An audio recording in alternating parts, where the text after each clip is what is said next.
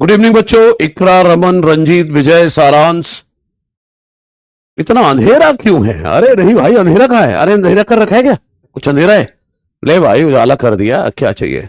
एकांश, human being. क्या नाम है? Human being. होमो सैपियंस रखो भाई फिर तो। एकांश। आशुतोष कुमार चौरसिया। मोहम्मद मुबशिर आशिफ। गुड इवनिंग बच्चों, गुड इवनिंग।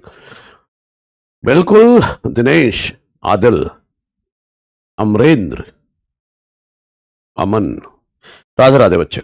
चलिए, गुड इवनिंग बच्चों। मालिक, मलिक। आवाज आ रही है यार, क्या कर रहे हो? Good evening. चलो बच्चों, आ जाओ। तो बच्चों, बाकी सब आपको पता ही है। आज नया चैप्टर करेंगे हम, और चैप्टर का नाम होगा प्रिंसिपल्स ऑफ इनहेरिटेंस।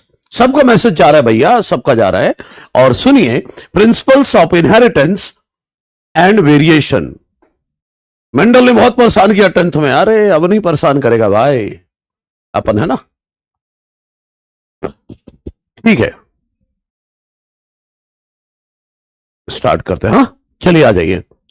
मॉड्यूल बुधवार को लॉन्च कर रहे हैं बच्चों। इसके बाद वो कॉस्ट बता देंगे, आप ऑर्डर करेंगे, आ जाएंगे। ठीक है, चलिए आइए बच्चों। बिल्कुल बेसिक से लेकर चलना है जेनेटिक्स को, है ना। तो चलिए आइए। हाय, हेलो, गुड इवनिंग। चलिए आइए। देखो बच्चों, principles of inheritance and variation. सबसे पहले बच्चों, इसमें ना शुरुआत इस रंग से करते, जेनेटिक्स।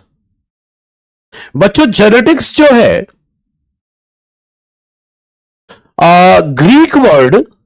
ग्रीक वर्ड जेनेसिस से आया है। ग्रीक वर्ड जेनेसिस से आया है, जिसका मतलब है टू बिकम और to grow into. To become और टू ग्रो इनटू। इसका मतलब यह है। अरे साकिब, तेरा नाम भी ले लिया भाई, सबका नाम ले लूंगा। अभी पढ़ लो। नीट निकालेंगे, फिर सिलेक्शन होगा, फिर सबका नाम स्टेज पर लिया जाएगा, है ना। ओके, ये क्या लिख दिया मैंने, समझना मेरी बात को। क्या लिख दिया? टू बिकम और टू। आवाज क्रैक हो रही है क्या? एक बार चेक कर ले। नहीं ना, सही है। हाँ ठीक है भाई, आवाज क्रैक नहीं हो रही। शुभम, ये जो पीडीएफ आएगा ना बच्चे, इससे नोट्स बना लेना, बस हो गया। और एनसीईआरटी बस फटाफट पढ़ते चलना।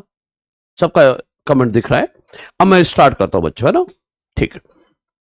टू बिकम और नोट्स कैसे बनाए? नोट्स ये जो मैं लिख रहा हूं ना बच्चों, यही नोट्स है। या तो साथ के साथ लिखते चलो, या समझो, बाद में लिख लेना। जब पीडीएफ आपके पास है तुरंत आ जाता है, फिर कर लेना। ठीक है। हाँ बच्चों, अभिजीत आ गया, ठीक है। तो ठीक है बच्चों, अब सुनिए मेरी बात। ये इसका मतलब तो सुनो यार। टू बिकम और टू ग्रो इनटू, इसका मतलब ये है, इंसान का बच्चा किसमें ग्रो करेगा? इंसान में। बिल्ली का बच्चा बिल्ली में, हाथी का बच्चा हाथी में। ये है मतलब रिलेटेड टू हेरिडिटी, राइट। अच्छा, अब सुनिए बच्चों, जेनेटिक्स टर्म जो है, ये दिया था विलियम बेटसन ने। किसने दिया था? विलियम बेटसन ने। अब बच्चों, जेनेटिक्स है क्या एक्चुअली? तो जेनेटिक्स है collective study of heredity and variation. Heredity और वेरिएशन को साथ साथ पढ़ना इज कॉल्ड जेनेटिक्स। सही है? ठीक है, ठीक है। पुराना नोट्स पिछले साल का है तो ठीक है बच्चा, नहीं तो बना लेना, है ना। या फिर बोलो, हाँ, लाइक भी गेट्स लाइक, पुरानी बात कर रहा है। इंसान का बच्चा इंसान, हाथी का बच्चा हाथी, लाइक भी गेट्स लाइक। चलिए सुनिए बच्चों, क्या है genetics? Collective study of heredity and variation. अब बात आई हेरिडिटी और वेरिएशन क्या है। तो बच्चों सुनो ध्यान से, पहले देख लेते हैं हेरिडिटी क्या है और वेरिएशन क्या है। हेरिडिटी क्या है और वेरिएशन क्या है। पहले हेरिडिटी। बच्चों हेरिडिटी का मतलब होता है, हेरिडिटी का मतलब होता है, एनसीईआरटी, बिल्कुल एनसीईआरटी कवर करूंगा बच्चों, चिंता ना करो। आज तो इंट्रोडक्शन दे रहा हूं, फिर एनसीईआरटी की चुन चुन कर लाइन बताऊंगा कहां क्या लिखा है, ठीक है। हां, हेरिडिटी का मतलब क्या है बच्चों, कैरेक्टर का, जेनेटिक कैरेक्टर का पेरेंट से बच्चों तक पास होना। जेनेटिक कैरेक्टर का पेरेंट से बच्चों तक पास होना, इसी को कहते हैं हेरिडिटी। तो हेरिडिटी है क्या बच्चे, हेरिडिटी है ट्रांसमिशन, मतलब ट्रांसफर होना। हिंदी मीडियम वालों को बच्चों हिंदी के पीडीएफ मिले हैं, उससे पढ़ते जाओ और मैं समझा ही रहा हूं। देखो, transmission of genetic characters, transmission of genetic characters from parents to offspring। Genetic character का पेरेंट से ऑफस्प्रिंग तक पास होना, फ्रॉम पेरेंट्स टू ऑफस्प्रिंग, क्या कहलाता है, हेरिडिटी। पेरेंट से बच्चों तक कैरेक्टर का जाना बच्चों क्या कहलाता है, हेरिडिटी। कोई दिक्कत नहीं, बिल्कुल बेसिक क्लास है बच्चों आज, है ना। अब बात आई वेरिएशन क्या है। तो वेरिएशन की बच्चों मैं दो डेफिनेशन दे रहा हूं, ठीक है ना, ठीक है। तो वेरिएशन की दो डेफिनेशन, एक डेफिनेशन दे रहा हूं जनरल, क्या, देखो हम सब इंसान हैं, we are the member of same species, एक ही स्पीसीज के मेंबर है, फिर भी हम सब थोड़ा थोड़ा अलग हैं। तो एक ही स्पीसीज के मेंबर में जो डिफरेंस है उसे वेरिएशन कहते हैं, ठीक है। बात रही एनसीईआरटी, एनसीईआरटी के हिसाब से बोल देता हूं। एनसीईआरटी कहती है, थोड़ा ध्यान दीजिएगा, degree by which progeny differ from there parent. मतलब हम अपने पेरेंट से कितने अलग हैं। मैं क्या बोल रहा हूं, मैं क्या बोल रहा हूं, फिर से सुनना, हम अपने पेरेंट से कितना अलग हैं, यह है क्या, वेरिएशन। अच्छा, व्हाट इज जेनेटिक कैरेक्टर, बता दूंगा, रुक जा भाई। वेरिएशन सुनो, वेरिएशन को दो पार्ट में डिवाइड कर रहा हूं। डिफरेंसेस दो तरह से डिफाइन कर रहा हूं, differences that are seen among the members of same species. एक ही स्पीसीज के जो मेंबर्स हैं उनमें जो डिफरेंस है उसे क्या बोलते हैं, वेरिएशन। ठीक है भाई, एक बात। दूसरी बात, एनसीईआरटी के हिसाब से, एनसीईआरटी के हिसाब से वेरिएशन की एक डेफिनेशन दूसरी दे रहा हूं, क्या, degree by which progeny differ from their parents. Parent अपने बच्चे से कितना अलग है, पेरेंट से बच्चे कितना अलग है, यह वेरिएशन है, ठीक है। अब ये सभी क्लियर हो जाएगा, मैं बताने जा रहा हूं। अब ये जो वेरिएशन है बच्चों, वैसे तो कई टाइप का है, कई टाइप का है। बच्चे प्रिंसिपल ऑफ इनहेरिटेंस के लिए नोट्स बनाना पड़ेगा, मॉलिक्यूलर बेसिस और प्रिंसिपल, ये दोनों के लिए नोट्स बनाने पड़ते हैं बच्चों, क्योंकि समझ में तभी आएगा। एनसीईआरटी की लाइन रट नहीं सकते ना बच्चा, अपन कॉन्सेप्ट समझना पड़ेगा। अरे पहला ही लेक्चर है भाई, क्या कर रहे हो, किसी को इग्नोर नहीं कर रहा हूं मैं, अभी सिर्फ पढ़ने पर फोकस करो, है ना। देखो बच्चों, वेरिएशन दो तरह का है, इनहेरिटेंस हेरिडिटी से मैं सब बताऊंगा, इंतजार करा करो यार थोड़ा सा, हैव पेशेंस, पेशेंस रखो, है ना। डॉक्टर को वैसे भी पेशेंस रखना चाहिए, है कि नहीं। पता चले कोई यहां हाथ रख कर आ गया, दर्द हो रहा है, आपको तो पेशेंस है नहीं, है ना। आपने बोला तो हार्ट वोट का चीर फाड़ के छोड़ दिया, उसका ठीक करने के चक्कर में ऑपरेट कर डाला, बाद में पता चला उसके तो सर में दर्द था, बस वैसे पकड़ के आया था। तो पेशेंस रखना है ना, तभी पेशेंट आएंगे डॉक्टर बनने के बाद। ठीक है बच्चों, आ जाओ। वेरिएशन मैं बोल रहा हूं बच्चों, वेरिएशन मैं दो तरह के आपको बता रहा हूं, दो टाइप के हैं तो ढेरों, लेकिन अभी आपके जो काम आएगा वो दो हैं। एक है कंटिन्यूअस वेरिएशन और एक है बच्चों डिसकंटिन्यूअस वेरिएशन। कंटिन्यूअस और डिसकंटिन्यूअस, तो आगे समझो जरा इसको। सर एनसीईआरटी में ये शब्द हैं? हां बच्चे, कंटिन्यूअस वेरिएशन शब्द एक जगह एनसीईआरटी में यूज किया गया है, कंटिन्यूअस वेरिएशन एक जगह वर्ड यूज हुआ है। तो कंटिन्यूअस और डिसकंटिन्यूअस दोनों लगे हाथ, बता देता हूं। देखो कंटिन्यूअस वेरिएशन नाम जैसा बता रहा है, छोटा छोटा चेंज जो हर जनरेशन में दिखे उसे कंटिन्यूअस वेरिएशन। क्या बोला? छोटा छोटा चेंज जो हर जनरेशन में दिखे वो कंटिन्यूअस। नाम ही कंटिन्यूअस है भाई, हर जनरेशन में दिखेगा। ये छोटा छोटा चेंज हर जनरेशन में दिखे, इसका कारण क्या होगा? Crossing over and recombination. क्या? क्रॉसिंग ओवर और रिकॉम्बिनेशन। तो फिर सर डिसकंटिन्यूअस, नाम ही बता रहा है हर जनरेशन में नहीं दिखेगा। अचानक से कोई बड़ा चेंज हो जाए, अचानक से कोई बड़ा चेंज हो जाए और हर जनरेशन में ना दिखे, वो है डिसकंटिन्यूअस वेरिएशन। रीजन क्या होगा भाई? म्यूटेशन। अरे किसी की 6 उंगलियां हो गई, बड़ा चेंज है, हर जनरेशन में नहीं दिखेगा। जैसे ऋतिक रोशन की 6 उंगलियां है, लेकिन उसके हर बच्चे में 6 उंगलियां थोड़ी ना, उसके बच्चे में उंगलियां 6 थोड़ी ना है भाई। तो ये किसी किसी जनरेशन में दिखेगा और बड़ा सा अचानक से चेंज होगा, और इसका रीजन होता है म्यूटेशन। राइट बच्चों, एनसीईआरटी में कंटिन्यूअस वेरिएशन है अद्विल, बताऊं कहां मिलेगा? जहां पर क्रोमोसोमल थ्योरी ऑफ इनहेरिटेंस है ना, वहां पर मेंडल के सक्सेसफुल ना हो पाने के 4 वजह दिए हैं। 4 में से जो दूसरा वजह है बच्चों, वहां लिखा है कंटिन्यूअस वेरिएशन। अपने कंटेम्परेरीज को नहीं समझा पाए थे कंटिन्यूअस वेरिएशन की वजह, समझ रहे हो? हां, तो जो बोल रहा हूं अब्दुल, डीपीपी की जो तू बात कर रहा है ना बच्चे, तुझे हमने मॉड्यूल दे दिया यार। अब मॉड्यूल में पूरा वो दे दिया है हमने, सारे क्वेश्चन 250 300 400 क्वेश्चन डाल दिए हैं। और फिर भी ये लेक्चर प्रिंसिपल ऑफ इनहेरिटेंस में से एक लेक्चर और हो जाने दो, इसके बाद मैं हर लेक्चर में कुछ ना कुछ क्वेश्चन टिक करवा दूंगा कि ये क्वेश्चन करके आना है। ठीक है? हाँ चलो आ जाओ। देखो बच्चों, कंटिन्यूअस वेरिएशन को कैसे डिफाइन किया कि small changes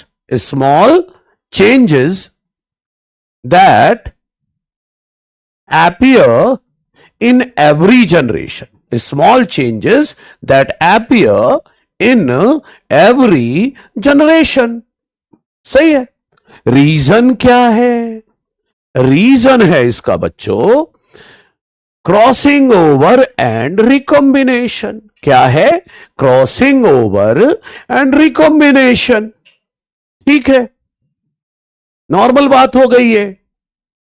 अब डिसकंटिन्यूअस में बच्चों सडन लार्ज चेंज, अचानक से कोई बड़ा चेंज हो जाए, that do not appear in every generation. Her generation में ना दिखे भाई, हर जनरेशन में नहीं दिखे। That do not appear in every generation. ठीक, और रीजन क्या दूंगा? रीजन अचानक से कोई बड़ा चेंज, इसकी वजह तो बच्चों एक ही होती है, म्यूटेशन। ठीक है? ठीक है बच्चों? हां, रैंक 1 आ सकता, बिल्कुल आ सकता, बस पढ़ते रहो। ठीक है? हाँ हाँ, वही सेक्सुअल रिप्रोडक्शन में मियोसिस, क्रॉसिंग और रिकॉम्बिनेशन होगा, उससे छोटे छोटे चेंज आते हैं, वो कंटिन्यूअस वेरिएशन है। अब म्यूटेशन से बड़े चेंज आते हैं, वो डिसकंटिन्यूअस वेरिएशन है। ठीक, ठीक है, आ जाओ बच्चों। तो मैंने वेरिएशन बता दिया, चलो पिछले पेज में चलता हूं।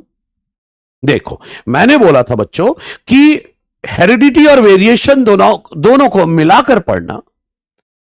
क्या बोल रहा हूं? हेरिडिटी और वेरिएशन दोनों को मिलाकर पढ़ना जेनेटिक्स है। हेरिडिटी क्या है बता दिया, वेरिएशन क्या है बता दिया। एक बच्चे ने मुझसे पूछा था कि जेनेटिक कैरेक्टर क्या है, वो थोड़ा सा बता देता हूं। सुनिएगा, जेनेटिक कैरेक्टर का मतलब है बच्चों वो कैरेक्टर जिसके लिए कोई जीन हो। जैसे मेरे हाइट के लिए एक जीन है, हाइट के लिए मान लो जीन है, तो किसी कैरेक्टर के लिए अगर जीन है और वो जीन एक्सप्रेस करती, मतलब हाइट कंट्रोल करवा रही, काम कर रही है, तो उसे क्या बोलोगे? Genetic character. मतलब ऐसा कैरेक्टर जिसके लिए कोई जीन और वो जीन काम करती हो, जीन के काम करने के लिए फेवरेबल कंडीशन मिल रही हो। समझ रहे हो मेरी बात? फिर से सुनना अश्विन, ध्यान से फोकस कर ले। डिसकंटिन्यूस बताया था बच्चे, किसी के 6 उंगलियां हो गई, अचानक से बड़ा चेंज आ जाए, उसको बोलते हैं जेनेटिक कैरेक्टर। क्या है फिर से एक बार सुनो, एक ऐसा कैरेक्टर जिसके लिए जीन हो, पहला वो जीन काम कर रही हो, और तीसरा वो जीन के काम करने के लिए फेवरेबल कंडीशन हो। तो कैरेक्टर को, अरे मतलब कैरेक्टर की जीन है तो उसे क्या बोलोगे? Genetic character. ठीक है, ओके। अब बात आई बच्चों, हेरिडिटी वेरिएशन बता दिया, अब एक चीज और बता रहा हूं, एनसीईआरटी ने दिया बच्चों, क्या? इनहेरिटेंस। क्या बच्चों? इनहेरिटेंस।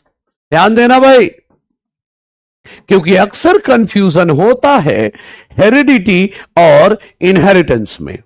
बच्चे बिल्कुल अलोक, ये कुछ चैप्टर है जहां पर नोट्स की जरूरत होती है, माइक्रोब्स में बिल्कुल जरूरत नहीं पड़ेगी, बायोटेक के सेकंड चैप्टर में शुरुआत में थोड़ा सा जरूरत पड़ेगी, बाद में नहीं जरूरत पड़ेगी, प्लांट ग्रोथ हार्मोन में जरूरत नहीं पड़ेगी। समझ रहे हो? ऐसे तो आ जाओ, देखो बच्चों, इनहेरिटेंस की बात करता हूं, आगे सुन तो लो, फिर मैं लिख दूंगा। तो कंटिन्यूस वेरिएशन छोटा छोटा चेंज, डिसकंटिन्यूस वेरिएशन अचानक से बड़ा चेंज। ठीक है, अब बात आई इनहेरिटेंस क्या है और हेरिडिटी क्या है। ध्यान से भाई, कैरेक्टर बच्चों तक जाना, कैरेक्टर पेरेंट से बच्चों तक जाना, ये क्या है? हेरिडिटी। कैरेक्टर पेरेंट से बच्चों तक जाना, हेरिडिटी। लेकिन जिस प्रोसेस से जा रहा है कैरेक्टर बच्चों तक, उस प्रोसेस को इनहेरिटेंस कहते हैं।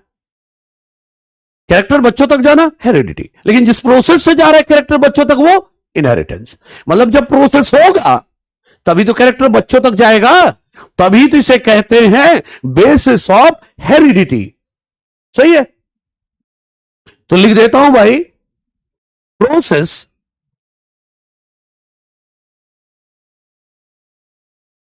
by which characters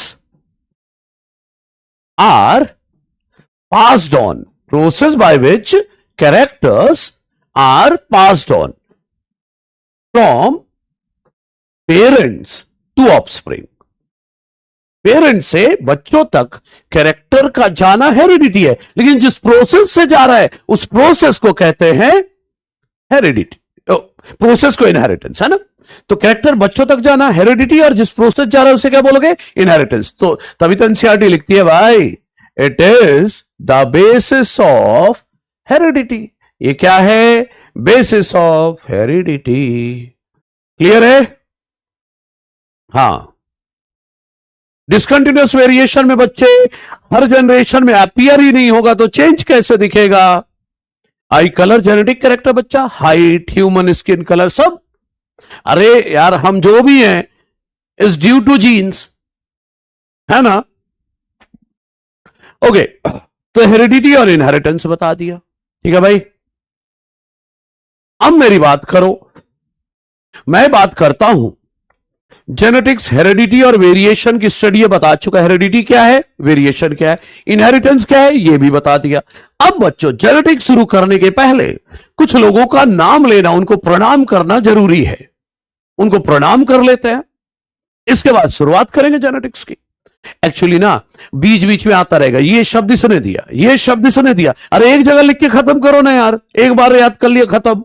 तो वो कर रहे हैं। अरे भाई, अभी तो बताया, कैरेक्टर बच्चों तक जाना हेरिडिटी, जिस प्रोसेस से कैरेक्टर बच्चों तक गया उसको इनहेरिटेंस। ना भाई, ये क्या लिख दिया आकाश, गलत लिख रहा है तू। मैं जो डिफाइन किया हूं बस वही सही है, ठीक है। हां, इस तरह नहीं लिखो। अच्छा, अब सुनो मेरी बात। अब मैं बोल रहा हूं बच्चों, कुछ लोगों के नाम ले लेते हैं। पहला नाम आदरणीय ग्रीगर जॉन मेंडल। आप सब जानते हैं, इन्हें सम्मान के साथ कहा जाता है फादर ऑफ जेनेटिक्स। ठीक है बच्चों। अगला नाम विलियम बेटसन।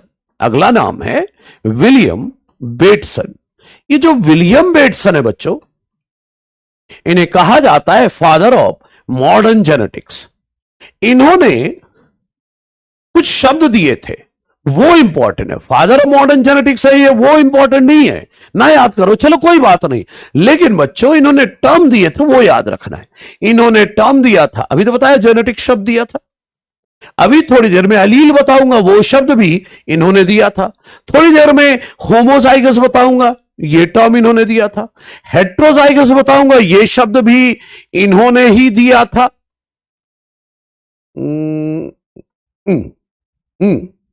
और इन्होंने ही बच्चों दिया था F1, F2, F3 जनरेशन।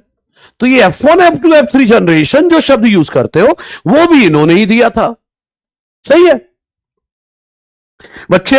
नाम एज सच नहीं, किसके फादर वो नहीं पूछा है, किसने क्या शब्द दिया वो तो काम आएगा ना यार, इतना तो याद रखना ही चाहिए हम। देखो ठीक है, देखो एफ जो होता है ना बच्चों, इसका मतलब होता है फीलियल। F1, F2, F3 में एफ क्या है? फीलियल। अब फीलियल का मतलब होता है बच्चों ऑफस्प्रिंग। फीलियल का मतलब होता है ऑफस्प्रिंग, मतलब F1 जनरेशन मतलब फर्स्ट जनरेशन वाले बच्चे, F2 मतलब सेकंड जनरेशन वाले बच्चे। सही है? ये है। अरे दो चार नाम ही ले रहा हूं यार, इतना तो कर सकते हैं अपन, है ना। अच्छा, तीसरा नाम बच्चों TH मॉर्गन। यहां नहीं पढ़ोगे, एनसीईआरटी आगे जाकर पढ़ा देगी आपको। TH मॉर्गन पूरा नाम है थॉमस हंट मॉर्गन।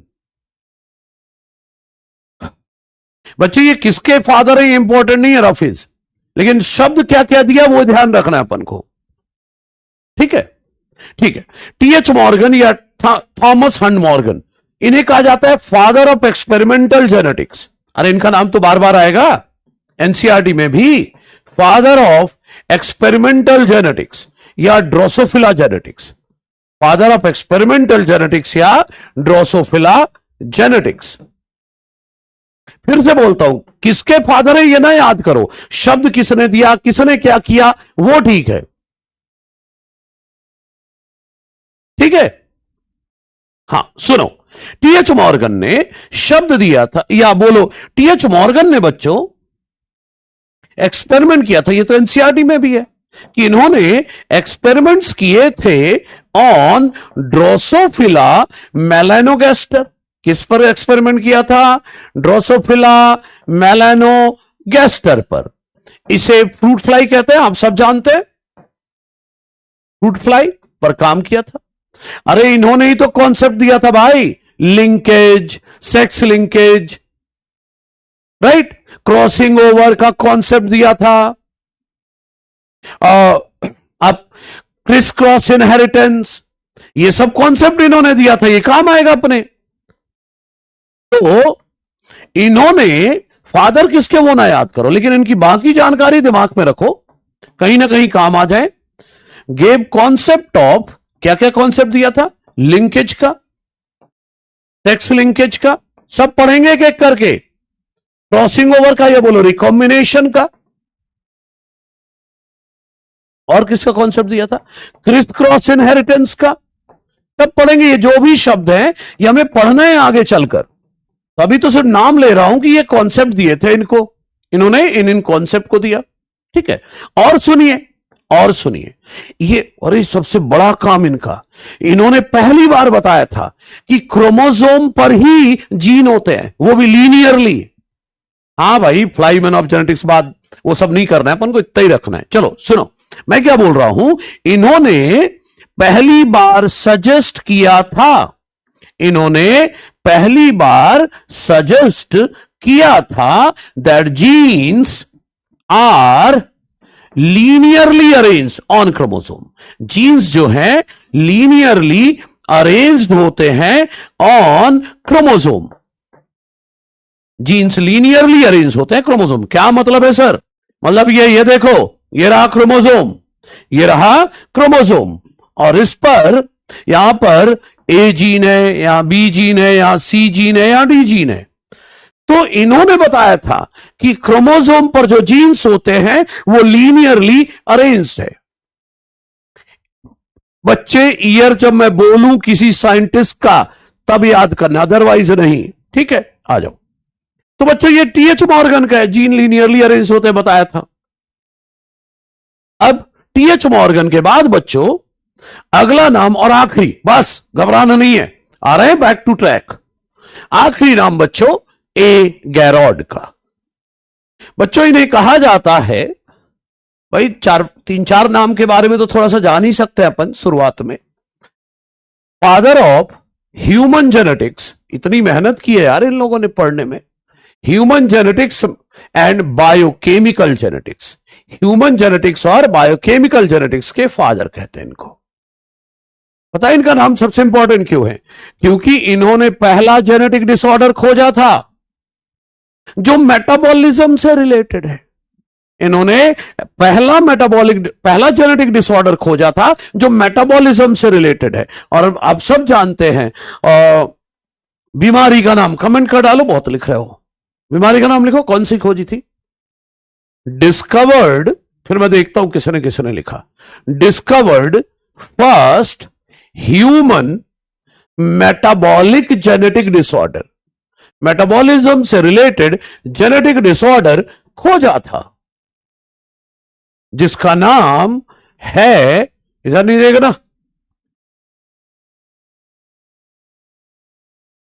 लिख दिया क्या किसी ने? हाँ लिख दिया तो फिर मैं हटा सकता हूं। एल्केप्टोन्यूरिया बच्चों, या इसी को कहते हैं ब्लैक यूरिन डिजीज। आगे चलकर बीमारी के बारे में भी बात होगी, अभी सिर्फ इंट्रोडक्शन है बच्चों, है ना, अभी तो इंट्रोडक्शन है, ठीक है।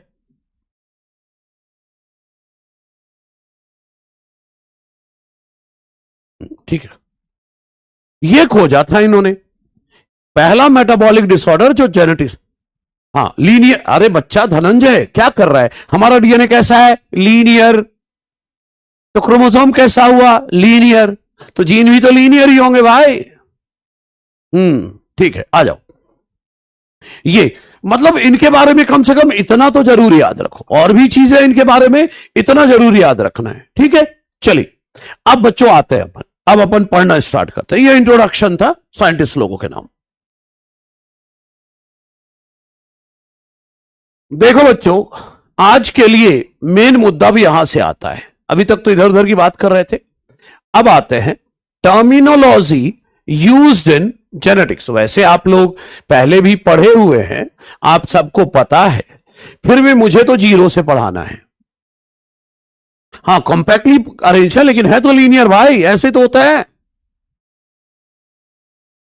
अब समझना मेरी बात। Terminology used in genetics. बच्चों टर्मिनोलॉजी की मैं बात करूं, अमन रहने दे, उसकी जरूरत नहीं है, जितना मैं बोल रहा हूं ना बस उतना कर लो, बस हो जाएगा। नीट के हिसाब से बात करेंगे, है ना। चलो देखो, आप सबको पता है, कौन लिख रहा है? एक ने लिखा है हमें कुछ नहीं आता है। आपने ह्यूमन मेटाबॉलिक जेनेटिक डिसऑर्डर, अरे लिखा था यार, वो क्या होता है, एक शॉट में निकल जाता है, वो कभी कभी ऐसे होता है ना, वो एलिमिनेट हो जाता है लिखने के बाद, एक फ्लो में लिखो तो। ठीक है, चलो आ जाओ। जैसे आपको मैं फिर भी बताता हूं, कैरेक्टर क्या है, ट्रेट क्या है, जीन क्या है, एलील क्या है, होमोजाइगस, हेट्रोजाइगस, हेमीजाइगस क्या है, जीनोटाइप फिनोटाइप क्या है, जीनोकॉपी क्या है, फिनोकॉपी क्या है, डोमिनेंट एलील किसे कहते हैं, रेसेसिव एलील, अरे सब पता है, फिर भी बताऊंगा मैं, बेसिक क्लियर करूंगा, इसके बाद काम करेंगे, ठीक है। हाँ चलो आ जाओ।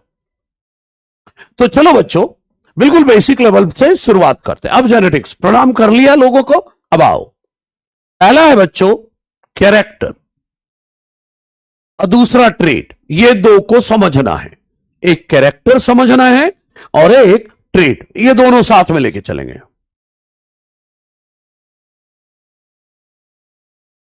ठीक है ना? तो ठीक है बच्चे, आ जाओ। हाँ बच्चे, सही कर दिया मैंने। वो कभी क्या होता है, एक फ्लो में लिखते हैं ना तो दो तीन शब्द अपने आप उड़ जाते हैं।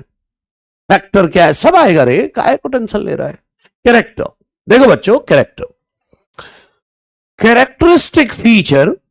अरे किसी ऑर्गेनिज्म का कैरेक्टरिस्टिक फीचर, किसी ऑर्गेनिज्म का characteristic feature.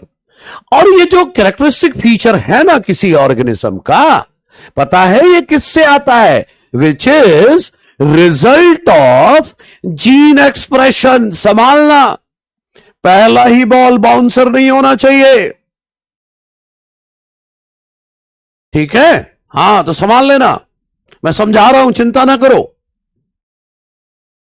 Which is result of gene expression, मतलब किसी ऑर्गेनिज्म का एक पर्टिकुलर कैरेक्टर, किसी ऑर्गेनिज्म का कोई पर्टिकुलर कैरेक्टर, लेकिन वो कैरेक्टर किसके कारण आ रहा है? रिजल्ट ऑफ जीन एक्सप्रेशन है, रिजल्ट ऑफ जीन एक्सप्रेशन है। सर कहना क्या चाह रहे हो वो बताओ, मैं बताता हूं, आओ। पहले तो मैं कैरेक्टर का एग्जाम्पल दे देता हूं बच्चों। कैरेक्टर का मान लो मैंने एग्जाम्पल दिया कि स्टेम हाइट है, एक कैरेक्टर है किसी ऑर्गेनिज्म का। फ्लावर कलर है, ये क्या है? किसी ऑर्गेनिज्म का कैरेक्टर है, कैरेक्टर है भाई। लेकिन सर ये क्या है? कैरेक्टर, देखते हैं। रिजल्ट ऑफ जीन एक्सप्रेशन क्या मतलब है सर आपका, वो बताता हूं बच्चों आपको, ध्यान देना। देखो मैं ये कह रहा हूं, ध्यान से देखना। मान लो एक जीन है, अरे जीन मतलब डीएनए भाई। आप सबने कभी ना कभी 12th पढ़ी है, तो आपको पता है जीन या डीएनए के ट्रांसक्रिप्शन से बनता है एमआरएनए। एमआरएनए बनता है, एमआरएनए से बनता है प्रोटीन। क्या बनता है भाई? प्रोटीन,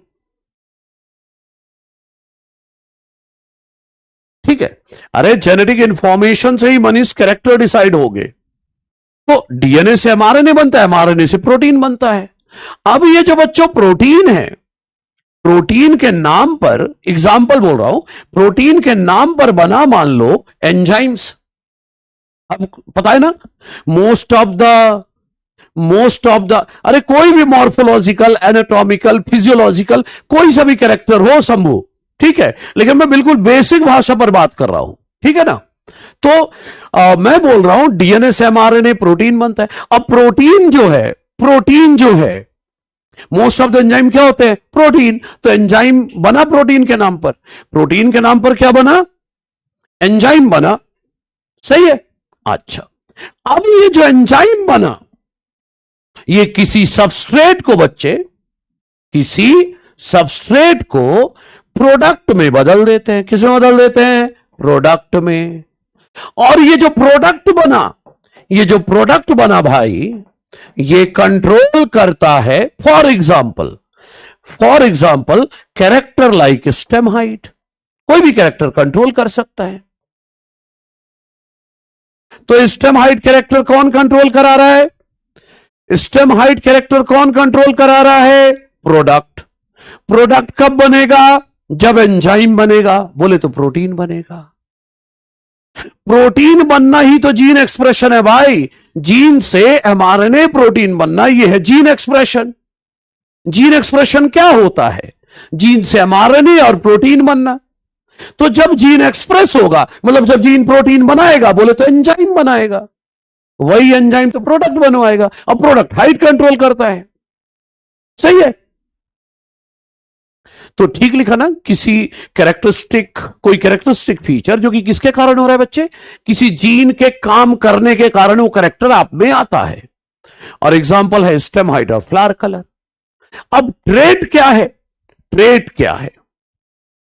आ जाओ देखते हैं। ट्रेट, कैरेक्टर और ट्रेट के बच्चे मैं दोनों को एक साथ रखता हूं। ट्रेट क्या होते हैं? Variable form of a character, variable forms of a character that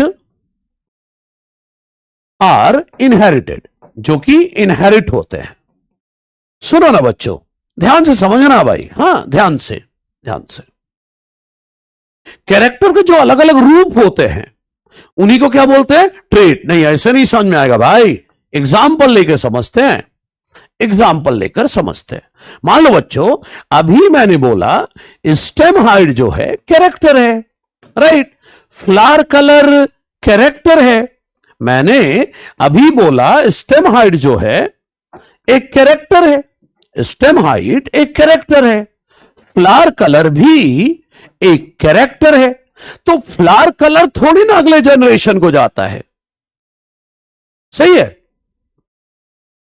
या स्टेम हाइट थोड़ी ना इनहेरिट होता है।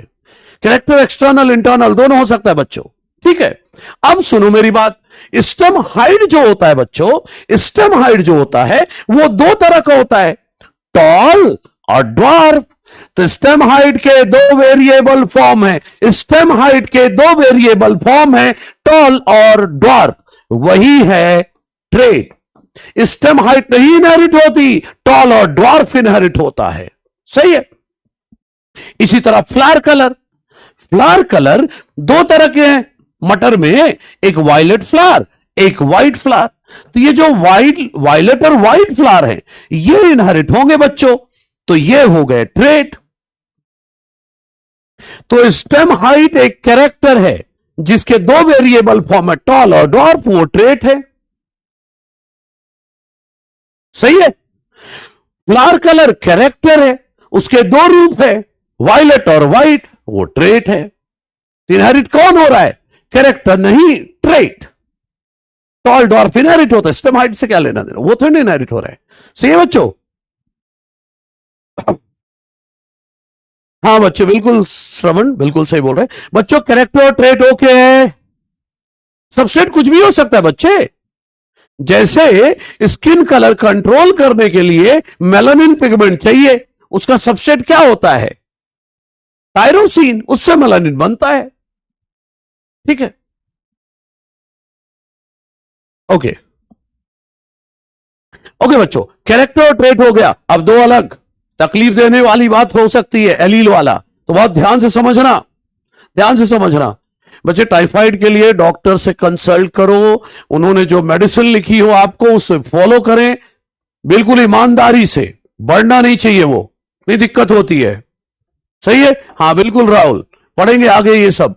अभी फिलहाल बिल्कुल आज कोई बड़ी बात नहीं करूंगा मैं, छोटी छोटी बात करूंगा। अगला है जीन।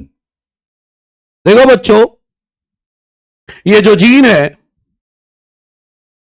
ये डीएनए है, मान लो बच्चों ये डीएनए है, ठीक है। मान लो राहुल का डीएनए है ये। अब ये जो राहुल का डीएनए है ये हिस्सा एमआरएनए बनाता है भाई, और आप सब जानते हो एमआरएनए से प्रोटीन बनता है। तो डीएनए का यह हिस्सा कहलाएगा जीन। यह हिस्सा राहुल का आरआरएनए बनाता है, आरआरएनए से प्रोटीन नहीं बनता। यह हिस्सा टीआरएनए बनाता है, टीआरएनए से भी प्रोटीन नहीं बनता, एमआरएनए से प्रोटीन बनता है, राइट। तो मैं यह कह रहा हूं कि डीएनए का कोई भी टुकड़ा जो आरएनए प्रोटीन बनाए या सिंपली आरएनए बनाए उसे क्या बोलते हैं? जीन। उसे क्या बोलते हैं बच्चों? Gene, right, right. तो सुनिए मेरी बात, मेरी बात ध्यान से सुनिएगा। जीन को कहा जाता है फंक्शनल यूनिट ऑफ इनहेरिटेंस। अरे भाई, जो कैरेक्टर इनहेरिट हो रहा है वो जीन के कारण ही तो जा रहा है पेरेंट्स से बच्चों में। अब मैं जीन की दो डेफिनेशन बोलने वाला हूं। Can I jump from 350 to 600 from this batch? ईमानदारी से पढ़ोगे 600 क्या भाई, 650 हो सकता है। मैं आपको अपना पर्सनल एक्सपीरियंस बताता हूं। हर साल विक्ट्री सेलिब्रेशन में, यहां विक्ट्री सेलिब्रेशन होता है सिलेक्शन के बाद, हर साल एक दो बच्चा मुझे जरूर मिलता था जो बिलो एवरेज पास होते थे। हमारे यहां विक्ट्री सेलिब्रेशन में क्या होता है, सेल्फी के लिए बच्चे आ जाते हैं। तो मैं क्या होता है, कभी कभी कुछ बच्चे ना क्लास बंक करके पहुंच जाते हैं चोरी छिपे। तो मैं बोलता था तू क्यों आ गया भाई? तो बोलता नहीं सर मेरा सिलेक्शन हो गया। तेरा सिलेक्शन हो गया, ठीक है भाई आजा सेल्फी ले ले फिर। मतलब वो सब छोड़ो, कोई कुछ भी कर सकता है, कुछ भी असंभव नहीं है। अगर किसी ने 4 से 5 महीने जान लगा दी, मतलब दुनिया में कुछ नहीं है, मैं और मेरी पढ़ाई, उसका सिलेक्शन हो सकता है। तो ये सब नहीं होता कि मैंने अभी तक, अरे जीरो है भाई, आज से पढ़ना शुरू कर, लेकिन ईमानदारी से पढ़, कुछ भी किया जा सकता है। ठीक है, चलो देखते हैं, बाकी बातें करते रहेंगे यार, थोड़ा थोड़ा पढ़ लेते हैं। अच्छा बच्चों, आगे मैं जीन को डिफाइन कर रहा हूं। देखो करेक्ट, वो क्या कहते हैं जीन को, देखो बच्चों, जीन क्या है? एक डीएनए का टुकड़ा है जो कि जनरली आरएनए और प्रोटीन बनाता है। डीएनए का वो टुकड़ा जो जनरली आरएनए प्रोटीन बनाए, उसे क्या बोलते हैं? जीन। एक डेफिनेशन। हाँ बच्चे, धनंजय मैं एक सीरीज चलाता हूं, हो सकता है आज से स्टार्ट करूं या अगली क्लास से फिर से स्टार्ट करूंगा। तो जो जो बताता हूं उन चीजों को फॉलो करते रहना, सब कुछ बढ़िया हो जाएगा। हाँ बोर्ड के साथ, अरे बोर्ड वाले तो टॉप कर जाते हैं भाई। ठीक है, हाँ चलो अब मेरी बात सुनो। डीएनए का वो टुकड़ा जो आरएनए प्रोटीन बनाए, उसे क्या बोलते हैं? जितना टाइम है आपके पास पूरा पढ़ो। 6 घंटे सोना है, 6 घंटे सोना है पक्का, उससे कम नहीं सोना है। बाकी पूरा टाइम लगाओ ना पढ़ाई में यार, करना क्या है? ये उम्र आपकी पढ़ाई की है, पढ़ाई कर लो। मैं बच्चों को बोलता हूं कि मेहनत कर लो अभी, नहीं जिंदगी भर मजदूरी करनी पड़ेगी 12 घंटे की। इससे बेटर अभी पढ़कर अपनी लाइफ बनाओ, वो मस्त रहेगा। सही है? हाँ, डीएनए का वो टुकड़ा जो आरएनए प्रोटीन बनाए, वो जीन है। दूसरा मेरी तरफ से सुनो, डीएनए का वो टुकड़ा जिसके कारण कैरेक्टर मुझ में अपीयर हो रहे हैं और नेक्स्ट जनरेशन को पास हो गए। क्या बोला? डीएनए का वो टुकड़ा जिससे कैरेक्टर मुझ में आ रहे हैं कैरेक्टर, और अगले जनरेशन को पास हो गए, उसे क्या बोलेंगे? जीन। मेंडल ने जीन शब्द नहीं यूज किया था, मेंडल ने फैक्टर टर्म यूज किया था, या बोलो एलिमेंट या फैक्टर शब्द मेंडल ने यूज किया था। सही है, मेंडल ने शब्द यूज किया था एलिमेंट या फैक्टर। हां, पॉपुलर फैक्टर हुआ था। बाद में एक साइंटिस्ट आए थे बच्चों, जॉनसन, उन्होंने शब्द जीन दिया था। ठीक है, आगे मैं डिफाइन करता हूं। ठीक है, आ जाइए बच्चों, सारी बातें करेंगे, थोड़ा सा पढ़ लेते हैं यार। हाँ, अब तो साथ है अपना, नीट तक साथ ही है, बातें करते रहेंगे और डिस्कस करते रहेंगे और सिलेक्शन की तरफ जाएंगे। बस आप ईमानदारी से बस पढ़ते रहना बच्चों, बस सिलेक्शन तभी होगा। देखो बच्चों, जीन को मैं डिफाइन कर रहा हूं, segment of DNA that generally synthesizes RNA and protein. DNA का वो टुकड़ा जो जनरली आरएनए प्रोटीन बनाए, उसे क्या बोलते हैं बच्चों? जीन। एक डेफिनेशन ये दिया। एक मैंने बोला डीएनए का वो टुकड़ा जिससे कैरेक्टर मुझ में आए और मेरे बच्चों तक जाएंगे, इसे क्या बोलते हैं? इसे क्या बोलेंगे? जीन। तो देखो जरा, दूसरी डेफिनेशन दे रहा हूं, segment of DNA that is segment of DNA that is responsible for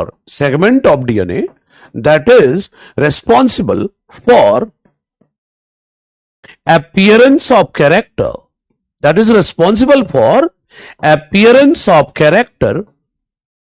and inheritance of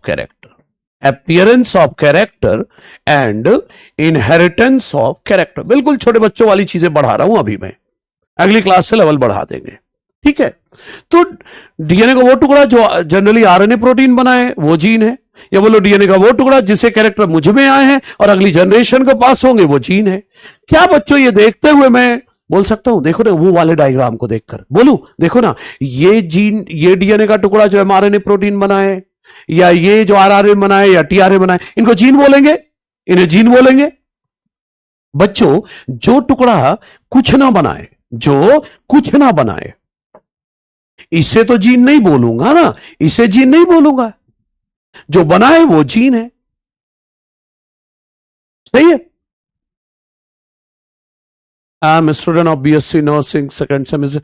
बच्चे देखिए, आप जितना फोकस रखेंगे, आप अगर जो आपका सिलेबस है, जो आप कॉलेज कर रहे हो करते रहो, लेकिन आप ईमानदारी से इसको जताओगे बच्चे, तो कुछ भी हो सकता है। हमारे पास कई बच्चे ऐसे हैं जो अपना बीडीएस छोड़कर आ गए हैं ऑफलाइन में, बोल रहे हैं कि हमें नहीं करना, हमें तो एमबीबीएस ही करना है। आग जुनून वो लाना है, सब सही हो जाएगा। ठीक है। अच्छा बच्चों, ये देखते हुए क्या मैं बोल सकता हूं कि ये हिस्सा जीन नहीं है, ये हिस्सा जीन नहीं है, और ये जीन है? ये लाइन बोलू, every gene is DNA, every gene is DNA, but every DNA is not gene, right? तो सुनिए, मैं लिख रहा हूं, वो डायग्राम देख के लिख रहा हूं, एवरी जीन इज डीएनए, हर जीन डीएनए है, but every DNA is not gene, every DNA is not gene, हर डीएनए जीन नहीं है बच्चों। सही है? हाँ ठीक है तराना, बस आप मेहनत करिए, अब जितने लगन से पढ़ेंगे सब कुछ सही होगा। और इधर इसके बाद सुनिए, मेंडल यूज्ड टर्म, क्या टर्म यूज किया था जीन की जगह? एलिमेंट और फैक्टर। हां वो बात अलग है, पॉपुलर कौन सा हुआ था? फैक्टर हुआ था। बाद में आए थे जॉनसन, इन्होंने बोला यार फैक्टर नहीं, जीन ज्यादा सही लगेगा। जॉनसन ने टर्म दिया था बच्चों जीन, जॉनसन ने टर्म दिया था जीन, मेंडल ने एलिमेंट। और ठीक है, हां प्रियंका कुमारी बिल्कुल सही है, बात करेंगे। ठीक है, आ जाओ। तो बच्चों जीन को मैंने डिफाइन कर दिया, जीन को डिफाइन कर दिया। अब हमें बात करनी है, किसकी बात करनी है? एलील की। जीन कर चुका हूं मैं पूरा, है ना? कंसिस्टेंसी कैसे कभी कभी फ्लो टूट जाता है, लास्ट में डिस्कस कर, ठीक है कर देंगे भाई, अभी फोकस इधर रखो, है ना? ठीक है, तो जीन डिफाइन हो गया, ये सारी बातें कर दी मैंने। अब मैं बात करने जा रहा हूं बच्चों एलील की, है ना? जीन को ही फैक्टर कहा था उन्होंने, बाद में उसका नाम रख दिया गया जीन। किसी ने नीट में पूछ लिया, या आपसे कोई पूछे, कोई पूछे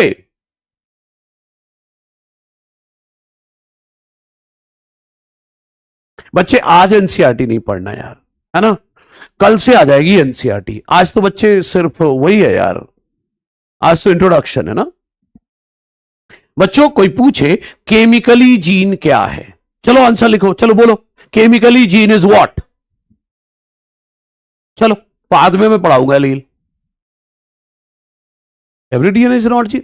अरे भाई ये डीएनए कुछ नहीं बना रहा ना, इसे जीन नहीं बोलेंगे, जो डीएनए कुछ बनाएगा उसी को जीन बोलते हैं ना। हाँ, क्वेश्चन का आंसर बोलो, केमिकली जीन इज, मैंने लिख दिया। न्यूमेरिकल क्वेश्चन मैं कराऊंगा, श्रवण मैं हूं ना, मैं करवाऊंगा न्यूमेरिकल, और हर लेवल के कराऊंगा, जीरो टू टॉप। मेरे रहते क्वेश्चन नहीं होंगे यार, बच्चों से पूछ लेना मेरे बारे में, वो बता देंगे क्वेश्चन किस लेवल के करते हैं अपन। ऐसे थोड़ी ना फर्स्ट रैंकर कई निकाल रखे हैं बच्चे, तीन के नाम तो मुझे याद हैं, बाकियों के नाम भी नहीं याद है मुझे। टॉप 100 में कोई हो सकता है, कोई रैंक ऐसी हो मैंने ना पढ़ाई हो, नहीं मोस्ट ऑफ देम पढ़ा रखी है। हाँ, केमिकली जीन क्या है? हाँ कुछ लोग लिख रहे हैं DNA DNA DNA DNA DNA, बिल्कुल सही है, chemically gene is DNA. Chemically gene क्या है? डीएनए, बिल्कुल सही जवाब आपका, केमिकली जीन डीएनए है ये, sorry, chemically gene is DNA. ठीक है, हाँ बिल्कुल सही है, डीएनए बोलो ना यार, ज्यादा सही रहेगा। ठीक है, बिल्कुल सही है। अनमोल क्या कर रहा है यार, उल्टे पुल्टे शब्द, शुगर लिख रहा है तू, नहीं प्रोटीन नहीं बच्चे, डीएनए। ठीक है, हो गया बच्चों जीन। आ जाओ, स्टडी आवर मैक्सिमम कभी हो ही नहीं सकते, 6 घंटे सोना है, क्लास करनी है, बाकी जितना टाइम है सब लगा दो। आग होनी चाहिए भाई, बनना है मतलब बनना है, फिर बन के ही छुट्टी मिलेगी। मजदूरी करने आदमी जाता है ना तो 12 घंटे कम से कम काम करता है, और जो मालिक है 14 घंटे काम कराता है, ओवर टाइम भी कुछ नहीं देता। ठीक है, उस हिसाब से करना है, अपने लिए कर लो भाई, ओवर टाइम भी करो, 12 घंटे की मजदूरी तो है ही।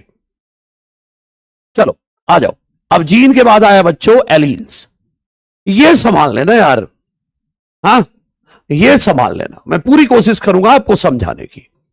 एलील्स और एलिलोमॉर्फ्स, ठीक है। मैं आगे डेफिनेशन लिख रहा हूं, समझाऊंगा। Alternate forms of a gene, alternate forms of a gene that are located at same locus। आज के बाद याद रखना बच्चे, जहां भी लोकस बोलूं समझ जाया करो position. At same locus on homologous chromosome, on homologous chromosome, located at same locus on homologous chromosome, and control variable forms of a character, variable forms of a character।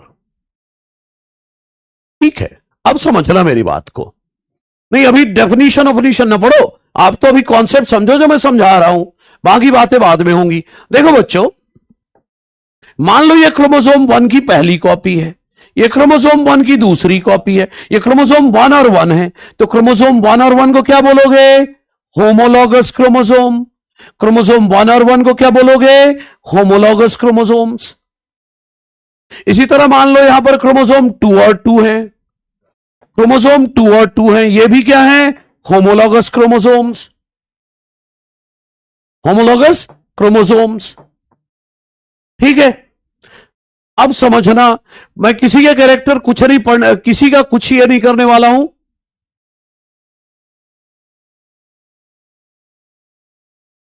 Sameer प्रचार करना बंद कर दे भाई, नहीं सच में मजदूरी करनी पड़ेगी, है ना। किसी के बारे में नहीं बोलना है बच्चे, हम भी किसी के बारे में कमेंट नहीं करते, है ना। लगे रहो बस, मेहनत, पहले मेरा सिलेक्शन फिर दूसरे का भला करना है मुझे, आगे परोपकारी बाद में बनेंगे। अपन अपनी मेहनत करें और सिलेक्शन लें, सही है।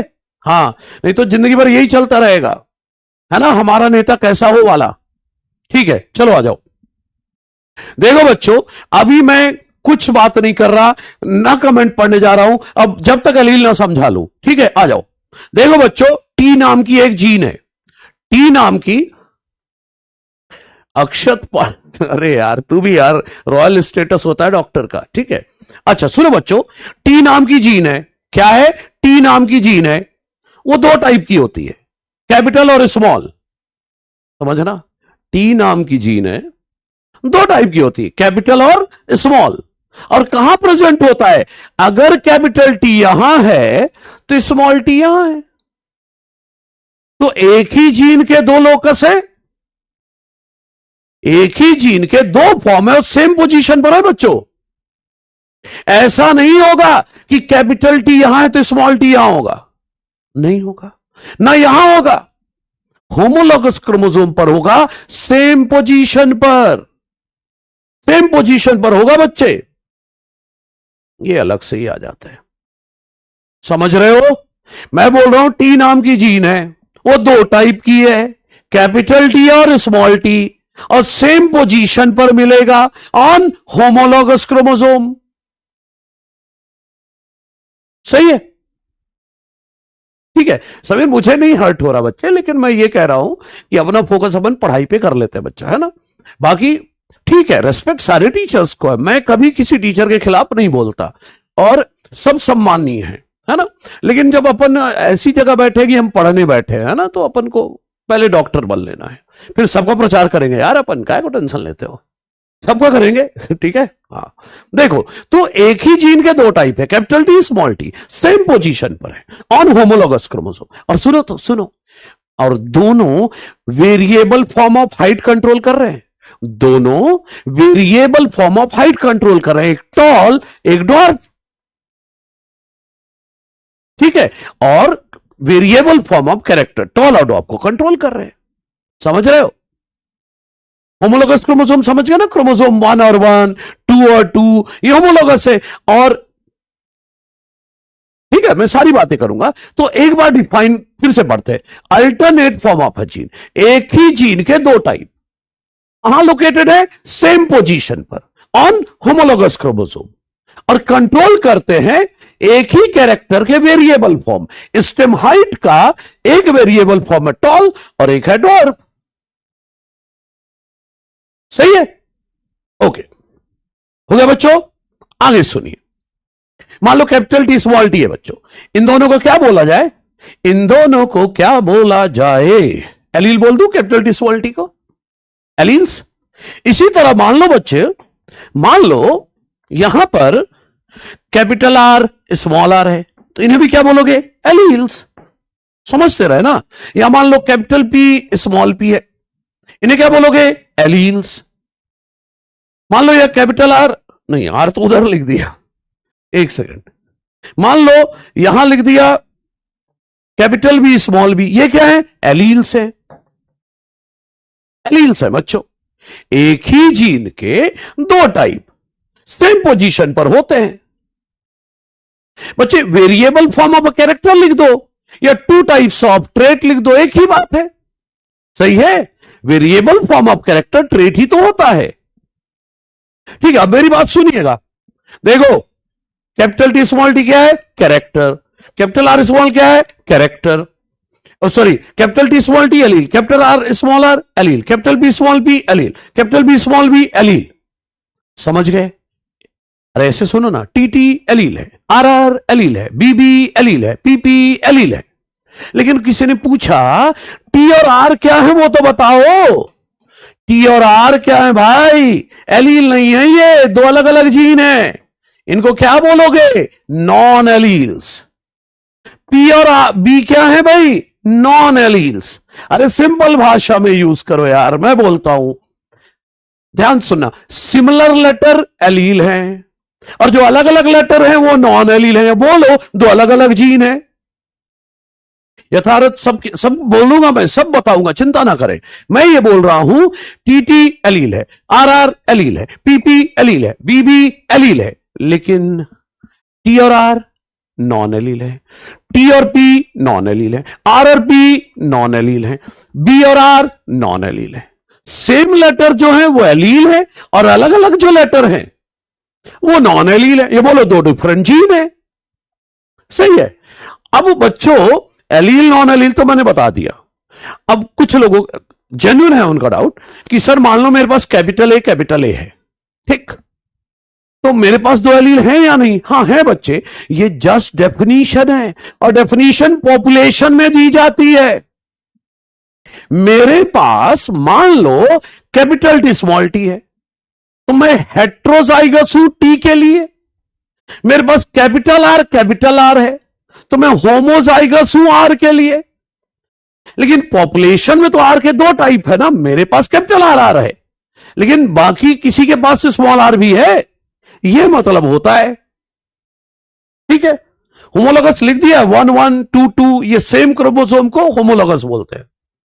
एलील्स बच्चे ट्रेट को कंट्रोल करते हैं। सही है? ओके। तो बच्चों ये था एलील। डन? एक ही जीन के दो टाइप, कैपिटल स्मॉल, पॉपुलेशन में, है ना? एक ही जीन के दो टाइप है, सेम पोजीशन पर होंगे बच्चे और होमोलोगस क्रोमोसोम पर होंगे और वेरिएबल फॉर्म कंट्रोल करें। एक ही कैरेक्टर के दो अल्टरनेट फॉर्म को कंट्रोल करेंगे। एक टॉल को कंट्रोल कर रहा है तो एक ड्वार्फ को कर रहा है। ठीक है? Okay. Pallavi, difference between allele and trait. ऐसे बोलना बच्चे, capital T allele tall trait को कंट्रोल करता है, small T allele dwarf trait को कंट्रोल करता है। सही है? होमोलोगस नॉन होमोलोगस देख लेंगे बच्चे। हां बिल्कुल हो सकता है एक ही क्रोमोसोम पर सारे डोमिनेंट हो, रेसेसिव हो, सब चलेगा। सही है? आ जाइए। एलील के बाद बारी आई ये जो होमोजाइगस के पीछे पड़े हो ना, चलो आओ जरा देखो। मैं इन शब्दों का यूज करता हूं, अब ध्यान देना भाई, क्लियर करने होंगे ना यार शब्द। बच्चों मैं अगला टर्म ले रहा हूं, होमोजाइगस या प्योर। होमोजाइगस या प्योर, या बोलो ट्रू ब्रीडिंग, या बोलो ट्रू ब्रीडिंग। अरे एक ही बात है, सब समझा रहा हूं, चिंता ना करो। होमोजाइगस, फिर समझाऊंगा हेट्रोजाइगस, होमोजाइगस के बाद हेट्रोजाइगस। हेट्रोजाइगस को मैं बोलूंगा बच्चों इम्प्योर, या बोलूंगा हाइब्रिड। आ जाओ समझते हैं बच्चों। होमोजाइगस, हाँ एलील एक तरीके से जीन है। हाँ भाई, जीन के दो टाइप हैं एलील, ठीक है यार, कितनी बार बताऊं, ट्रेट वर्सेस एलील। अभी तो बताया बच्चे, capital T allele tall trait को कंट्रोल करता है, small T allele dwarf trait को कंट्रोल करता है। तो एक एलील एक पर्टिकुलर ट्रेट को कंट्रोल करता है। हाँ, जो डिसिमिलर लेटर है वो नॉन एलील कहलाएंगे, है ना। हाँ सुनो, जैसे अपन बात कर रहे थे ना कि मेरे पास कैपिटल आर आ रही है, तो मैं होमोजाइगस हो जाऊंगा। कैपिटल टी एक एलील है, स्मॉल टी एक एलील है, ठीक है। अच्छा बच्चों देखो, होमोजाइगस का मतलब होता है बच्चे presence of two similar alleles of a gene, presence of two similar alleles of a gene. मतलब सर, मतलब मैं ये कह रहा हूं बच्चे, मान लो मेरे पास कैपिटल टीटी है, राहुल के पास स्मॉल टीटी है, तो ये होमोजाइगस है। देखो मेरे क्रोमोसोम 1 में, मान लो मेरे क्रोमोसोम 1 और 1 में दोनों में कैपिटल टीटी है, मेरे पास टी जीन के दो एलील हैं।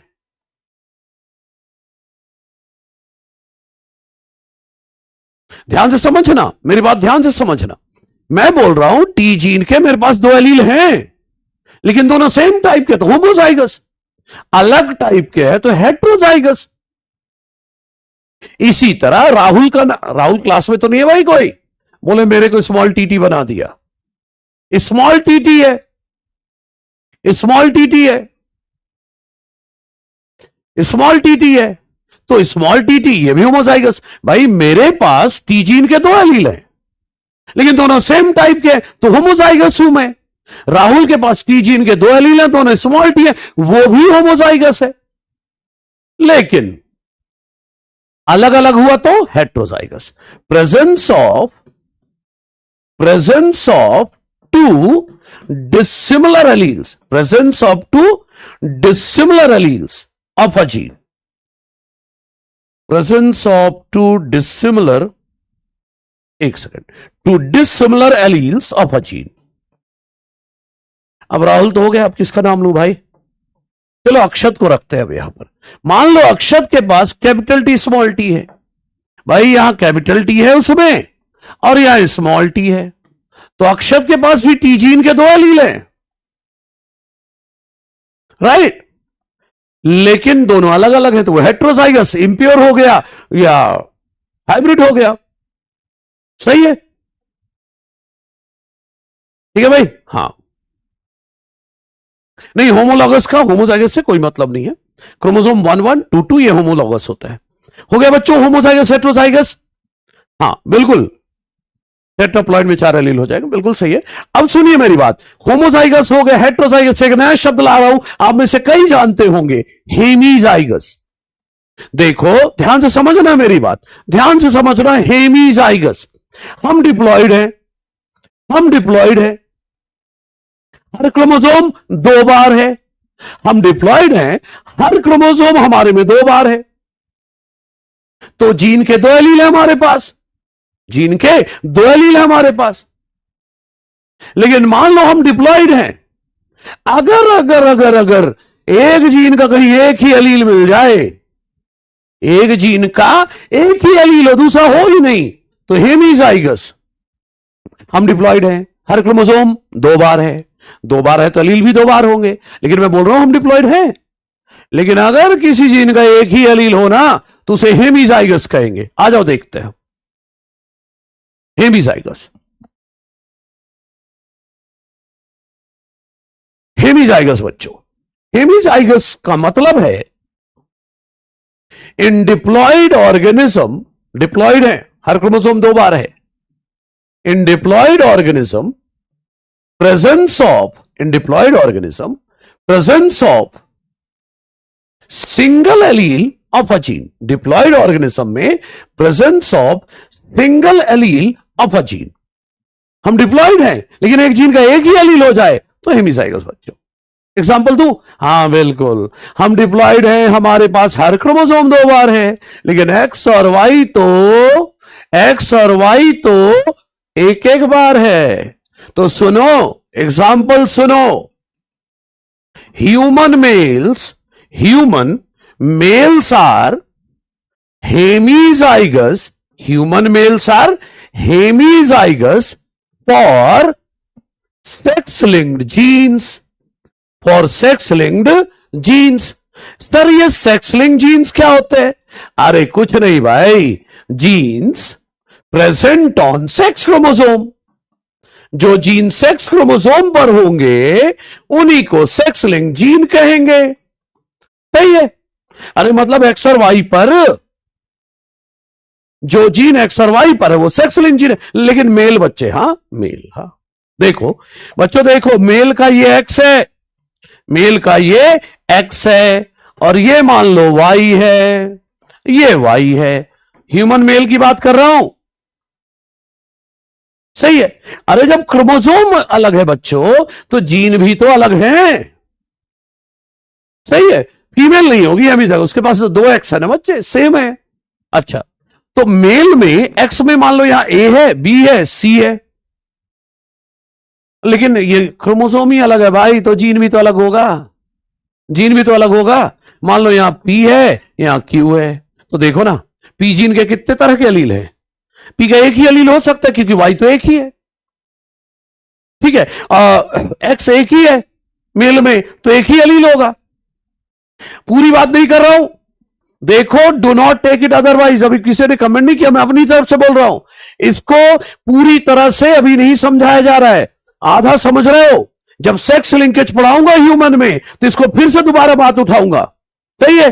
अभी सिर्फ इतना, अभी सिर्फ इतना, क्या ए बी सी मेल में एक्स एक बार है, तो एक्स पर ये जो एलील है ये एक एक बार है, एक एक बार है, तो हुआ ना हेमिजाइगस, एक ही एलील है।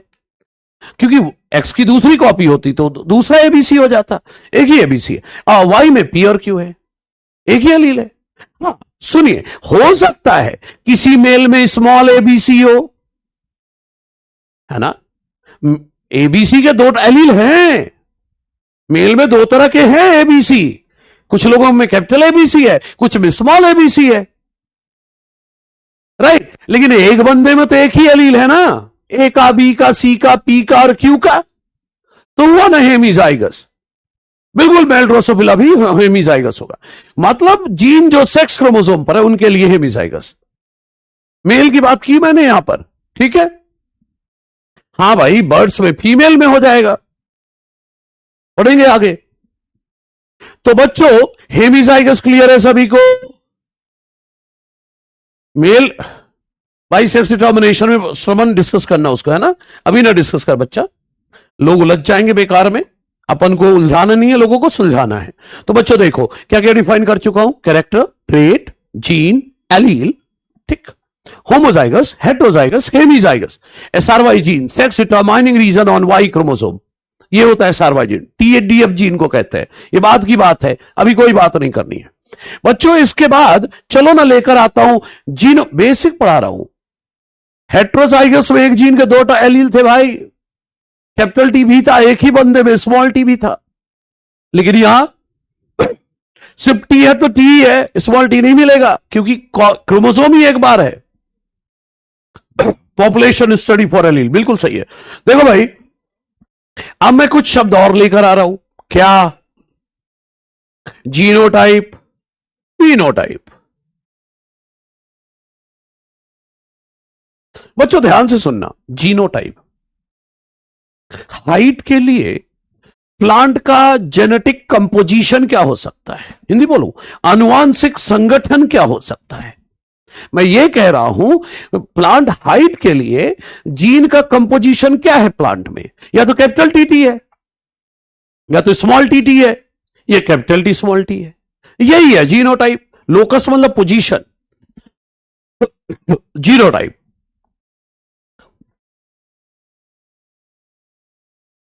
देखो, जेनेटिक कॉन्स्टिट्यूशन बोलो या कंपोजिशन बोलो of an organism for a particular character, for a particular character.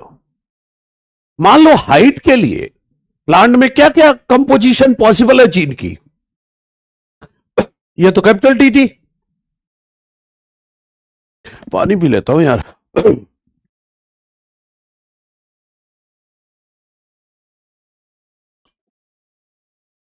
हाँ, जेनेटिक मेकअप बोल सकते हो, बिल्कुल।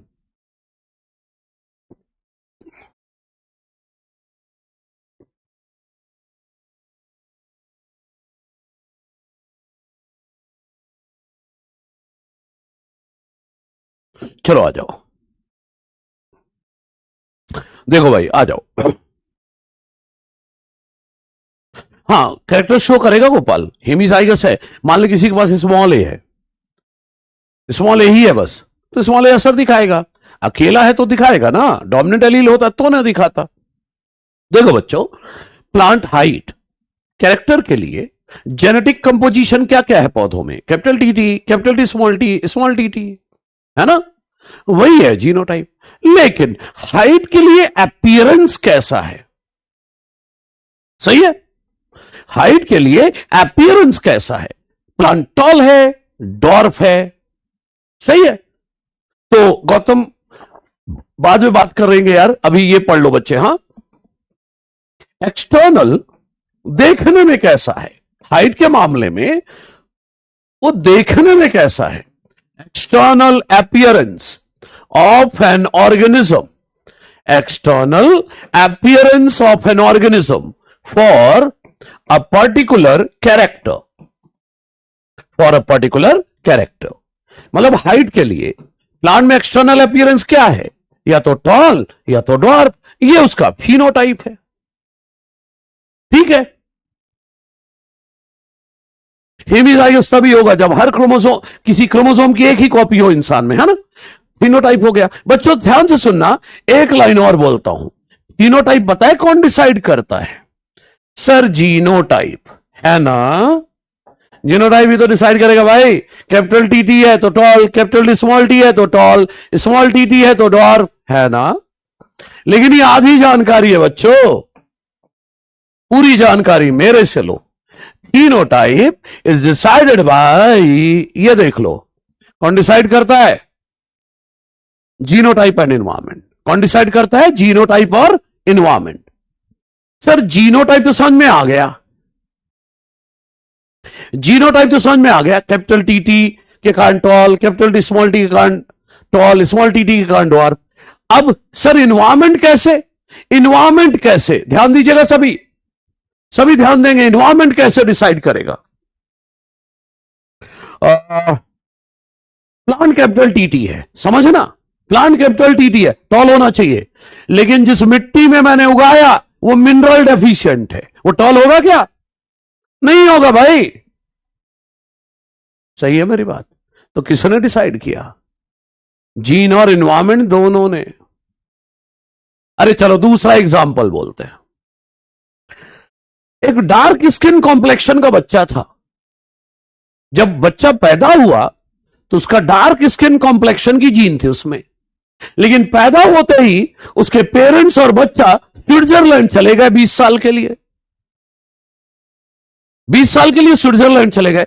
तो 20 साल बाद वो बच्चा जब लौट कर आएगा तो क्या वो वेरी डार्क स्किन कलर का होगा, नहीं, थोड़ा सा फेयर हो गया होगा, इन्वायरमेंट ने डिसाइड किया, है ना। और एग्जांपल दो, अरे वो सब छोड़ो, आपकी बात करता हूं।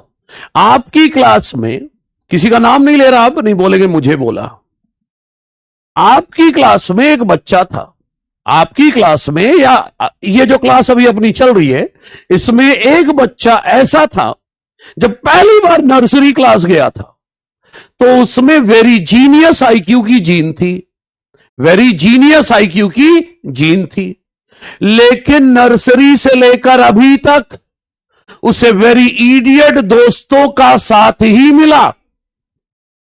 क्या वो बच्चा आज वेरी जीनियस होगा? नहीं होगा। तो मतलब मैं ये कह रहा हूं कि हम किसके साथ उठते बैठते उससे भी हमारा बिहेवियर चेंज होता है। इसीलिए बोलता हूं दोस्त अच्छे चुने, है ना। एनवायरमेंट बदले भाई, आप पॉजिटिव लोगों के साथ बैठे, पॉजिटिव वाइब्स आएंगी, पढ़ाई भी होगा। डिप्रेसिंग लोग के साथ बैठेंगे, वो बोलेंगे यार मेरा नहीं हुआ, मेरा नहीं हुआ, मेरा नहीं हुआ, फिर कुछ नहीं होगा। सही है। हाँ, क्लियर। तो जीन और इन्वायरमेंट मिलकर फिनोटाइप डिसाइड करते हैं। सही है। आ जाओ बच्चों। तो जीन हो गया, जीनोटाइप हो गया, फिनोटाइप हो गया। अब अगला है फिनोकॉपी। क्या? फिनोकॉपी। आ जाओ बच्चे।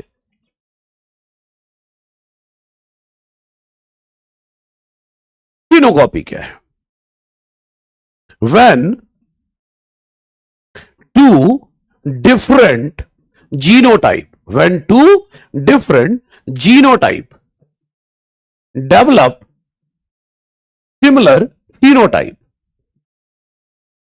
develop similar phenotype। समझाऊंगा, चिंता ना करो, अभी तो लिख रहा हूं। अंडर, शर्त है, अंडर डिफरेंट, सेम नहीं, under different environmental condition, under different environmental condition, under different environmental condition. तो ऐसे दो लोगों को क्या बोलेंगे? फिनोकॉपी। ठीक है। जीन का कोई लेना देना नहीं बच्चे, इन्वायरमेंट, जीन तो पेरेंट्स डिसाइड करेंगे ना। अच्छा, फिनोकॉपी एग्जांपल देखिए, मैं एक टेबल के फॉर्म में समझा रहा हूं, यहां जीनोटाइप लिख रहा हूं, या इन्वायरमेंट लिख रहा हूं, यहां फिनोटाइप लिख रहा हूं। अरे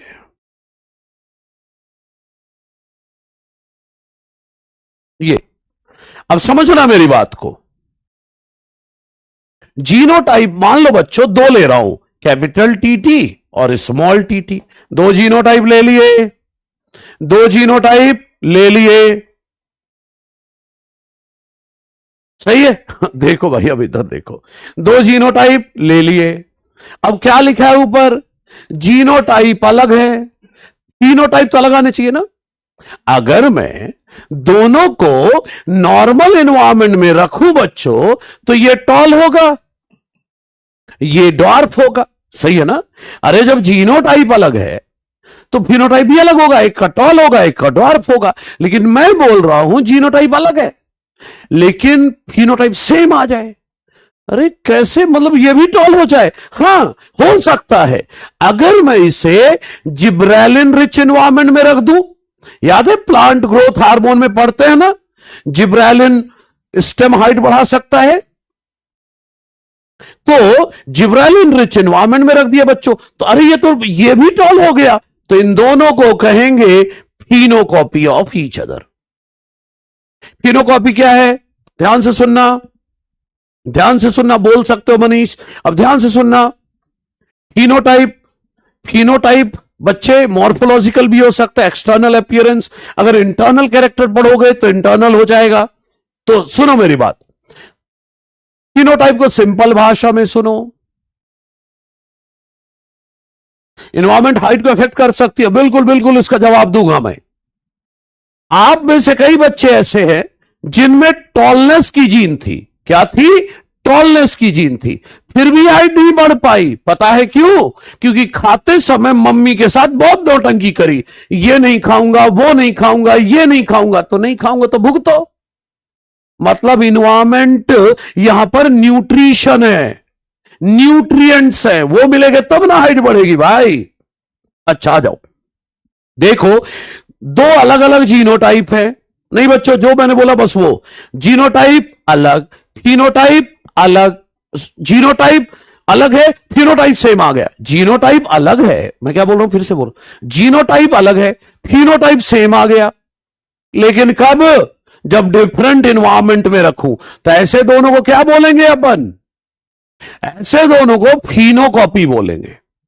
सही है जी, बस यही है बच्चों। मोमिन बोल रहा है मेरी हाइट अच्छी है, ठीक है।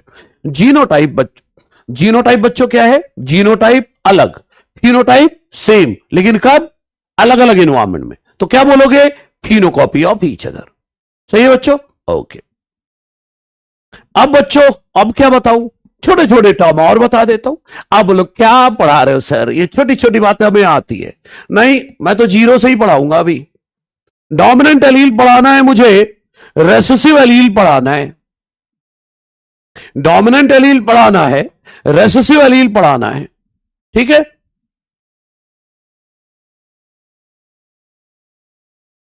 देखो बच्चों, आगे बोल देता हूं फिर लिखता हूं। ऐसा एलील जो अपना असर दिखा सके होमोजाइगस कंडीशन में और हेट्रोजाइगस कंडीशन दोनों में, वो डोमिनेंट एलील। मैं जो बोल रहा हूं बस वही देना है भाई, और कुछ नहीं देना है। तो डोमिनेंट एलील कौन है? एलील दैट कैन, एग्जाम्पल के साथ समझाऊंगा, that can express itself both in homozygous and heterozygous condition. ऐसा एलील जो अपना असर दिखा सके होमोजाइगस और हेट्रोजाइगस दोनों कंडीशन में, उसे बोलेंगे डोमिनेंट एलील। एग्जाम्पल लेते capital T allele. Capital T क्या देता है? टॉलनेस लाता है। कैपिटल टी क्या लाता है? टॉलनेस लाता है भाई, टॉलनेस लाता है। अच्छा, तो एग्जाम्पल के साथ समझो।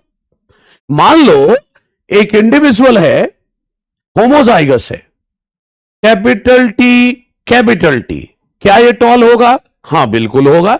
मतलब कैपिटल टी ने अपना असर टॉलनेस दिखाया ना होमोजाइगस में। इसी तरह heterozygous, capital T small T, अभी भी क्या कैपिटल टी का असर दिखेगा? हां बिल्कुल दिखेगा। सही है।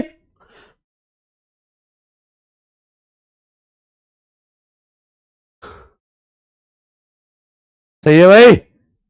हाँ बिल्कुल सही पकड़े गोपाल।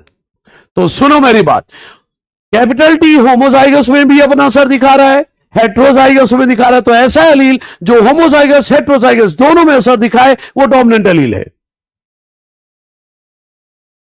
सही है। चलो आ जाओ, देखते हैं। दीपक चिंता ना करे यार, पहली क्लास है इसलिए सारी चीजें देख रहा हूं मैं, चिंता ना कर। अभी सारी चीजें नॉर्मल होंगी। अभी क्या है ना, टॉपिक टुकड़ों में है, अगली क्लास से कंटिन्यूटी में टॉपिक आ जाएगा, फिर नहीं देखूंगा कमेंट किसी के, ठीक है। अभी तो मैं बस एक एक छोटे छोटे टॉपिक पढ़ा रहा हूं। रेसेसिव एलील की बात करते हैं। ऐसा एलील बच्चों जो होमोजाइगस में असर दिखाए, हेट्रोजाइगस में ना दिखाए, वो रेसेसिव एलील है। क्या बोल रहा हूं? Allele that can express, allele जो अपने आप को एक्सप्रेस करे इन homozygous condition, but not in heterozygous condition. Heterozygous में नहीं दिखा पाए अपना असर, हेट्रोजाइगस कंडीशन में अपना असर ना दिखा पाए, उसे क्या बोलोगे? Recessive allele. एग्जांपल ले लो ना भाई, स्मॉल टी एलील क्या इफेक्ट दिखाता है बच्चे? ड्वार्फ। क्या सा दिखाता है? ड्वार्फ। अब एग्जाम्पल के साथ समझो, अगर होमोजाइगस है बच्चे, स्मॉल टी, तो फिर तो स्मॉल टी का इफेक्ट ड्वार्फ दिख रहा है ना, तो स्मॉल टी अपना सा दिखा पा रहा है ना होमोजाइगस में। सही है। बात रही हेट्रोजाइगस की। हेट्रोजाइगस में बच्चों capital T small T, plant तो टॉल आएगा। क्या ड्वार्फ आएगा? नहीं आएगा। तो देखो ना, लिख रहा हूं नॉट ड्वार्फ नहीं आ रहा, मतलब स्मॉल टी अपना हेट्रोजाइगस कंडीशन में असर नहीं दिखाएगा, सिर्फ होमोजाइगस में। समझ गए? जो एलील होमोजाइगस में अपना असर दिखा सके, हेट्रोजाइगस में ना दिखा सके, उसे क्या बोलेंगे, क्या बोलेंगे, रेसियो एलील। ठीक है। अच्छा बच्चों, डोमिनेंट एलील हो गया, रेसियो एलील हो गया। ठीक है। अब अगला पार्ट बच्चों, एक शब्द है बच्चों, नीट में सवाल आया था इसलिए बता रहा हूं, जीनोम। अब ये क्या होता है, देखिए, sum total of all the genes present in,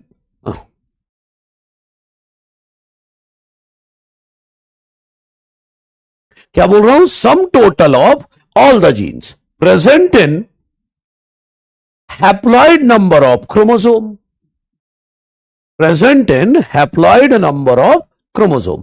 अरे भाई, हमारे हैप्लॉइड नंबर ऑफ क्रोमोसोम कितने हैं, डिप्लॉइड कितना है, 46। हेमीजाइगस में डोमिनेंट एलील है तो भी असर दिखाएगा, रेसिव एलील है तो भी असर दिखाएगा। सही है। अब मेरी बात आती है, जीनोम क्या है। जीनोम बच्चों क्या है, हैप्लॉइड नंबर ऑफ क्रोमोसोम। कितने होते हैं हमारे, अरे गैमीट में जितने क्रोमोसोम है दैट इज हैप्लॉइड। 46 है, उसका आधा कर लो, 23, ये हैप्लॉइड है। तो हमारे 23 क्रोमोसोम में जितनी भी जीन है सबको मिलाकर एक जीनोम कहेंगे। सही है।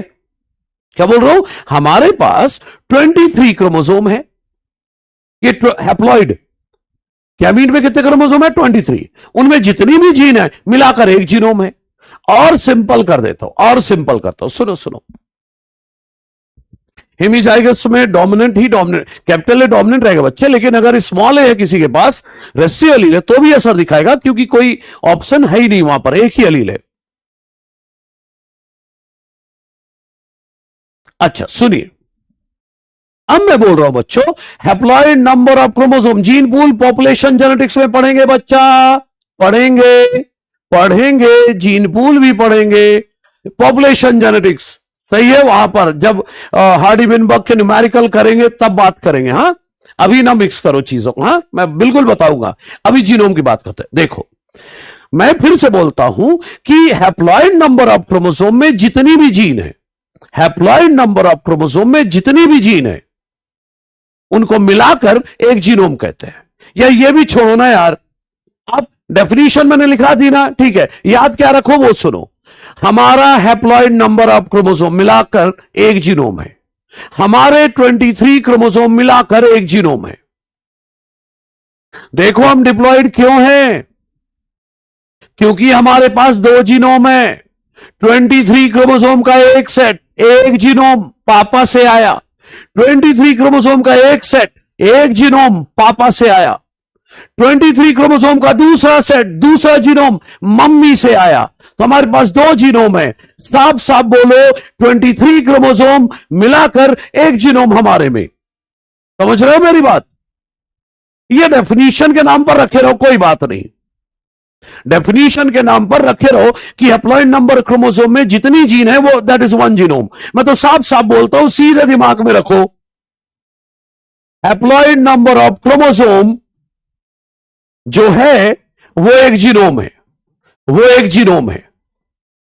मेरे पास 2 जीनोम है, इसलिए मैं डिप्लॉइड हूं। सही है। हां, अब सुनो, नीट में ना सवाल आया था बच्चे, नीट में एक सवाल आया था, बोला था छोटे से बड़े क्रम में डिसाइड कर लिखो नाइट्रोजन बेस को, न्यूक्लियोटाइड को, जीन को, क्रोमोसोम को, जीनोम को। तो थोड़ा बच्चे ध्यान दे। हां, आप सबको थोड़ी बहुत तो पढ़ी रखा है मॉलिक्यूलर, अरे 12th पढ़ी है ना यार। नाइट्रोजन बेस सबसे छोटा है, उसमें शुगर और फॉस्फेट जुड़ता है, उसमें शुगर और फॉस्फेट जुड़ता है, तब ना बनता है न्यूक्लियोटाइड इससे बड़ा। Nitrogen base adenine, guanine, cytosine, thymine, इनमें जब शुगर जुड़ता है, फॉस्फेट जुड़ता है, तो बनता है न्यूक्लियोटाइड। तो इससे बड़ा कौन हुआ, न्यूक्लियोटाइड। सही है। और ढेर सारे न्यूक्लियोटाइड मिलकर बनता है एक जीन, ढेर सारे जीन मिलकर, ढेर सारे न्यूक्लियोटाइड बनकर मिलता है एक जीन। सही है। फिर से सुनो, अब ये जो जीन है, आपको ह्यूमन जीनोम प्रोजेक्ट में पढ़ाया जाता है कि वाई क्रोमोसोम में 231 जीन है, मतलब 231 जीन मिलकर एक क्रोमोसोम बन रहा है। तो ढेर सारी जीन मिलकर एक क्रोमोसोम बनता है, और हमारे 23 क्रोमोसोम मिलकर एक जीनोम बनता है। सही है?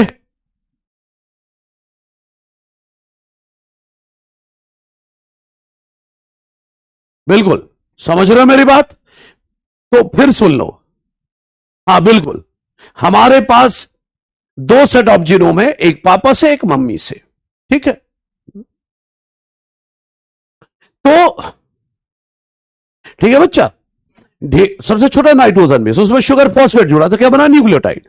क्या बना? न्यूक्लियोटाइड। और उस न्यूक्लियोटाइड में ढेर सारे न्यूक्लियोटाइड मिलकर एक जीन बनता है।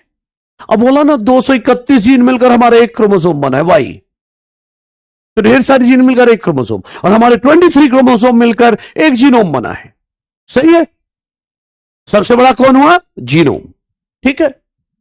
डीएनए को डिफाइन नहीं कर सकते ना बच्चे, एक टुकड़ा भी हो सकता है। तो ये हो गया भाई जीनोम। अब इंट्रोडक्शन में बच्चों एक चीज रह गई है, पता है क्या रह गया है? बताता हूं।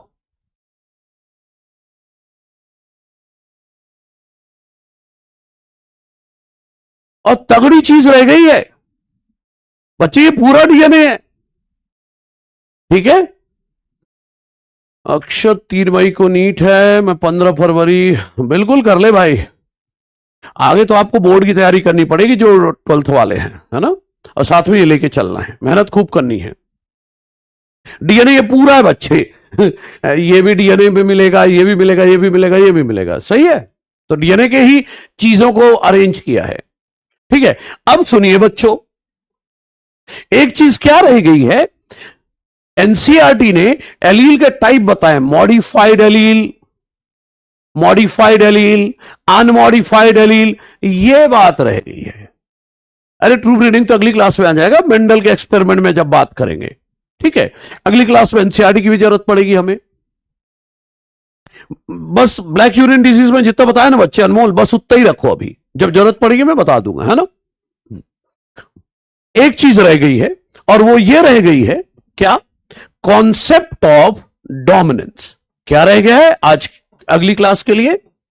इंट्रोडक्शन में बस इतना ही रह गया, लेकिन है एनसीईआरटी का ये।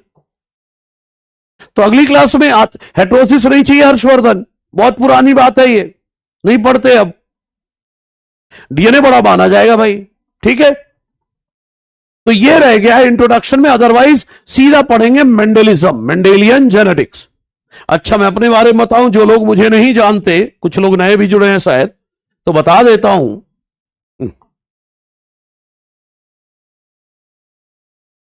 मेरा नाम तो जानते हो ना?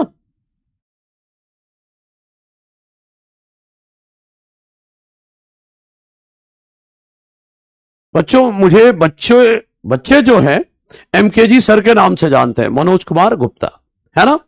और मैं 2005 से पढ़ा रहा हूं नीट, और एटलीस्ट मतलब जो मुझे याद है रीसेंट वो 3 AIR-1 याद है। एक साल 2017 में लगभग 10 टॉप एम से एक ही जहां हम थे वहां से थे, तो उनमें से 6-7 को मैंने पढ़ा रखा था। तो बच्चों मुझे तारीफ नहीं करनी है यार अपनी, मुझे सिर्फ इतना ही बताना है कि आप मेहनत करेंगे, अपन फिर से रैंक निकालेंगे, यहां से भी निकालेंगे। ठीक है ना? ईमानदारी से पढ़ाता हूं, ईमानदारी से आप मेहनत करो, मजा आएगा। एक एक कॉन्सेप्ट को बारीकी से धागा खोलते हुए अच्छे से चलेंगे, एक एक लाइन तगड़े से, और जो पढ़ाया जा रहा है बस वो पढ़ना है और कुछ नहीं। सही बच्चा? हाँ ठीक है, आज के लिए बात इतनी है बच्चों। ठीक है, बाकी फिर अगली क्लास से क्वेश्चंस भी दूंगा और एमकेजी पीडी और वो सब चीजें कर लेंगे अपन। ठीक है ना? ऑल द बेस्ट बच्चों, मिलते हैं अगली क्लास में।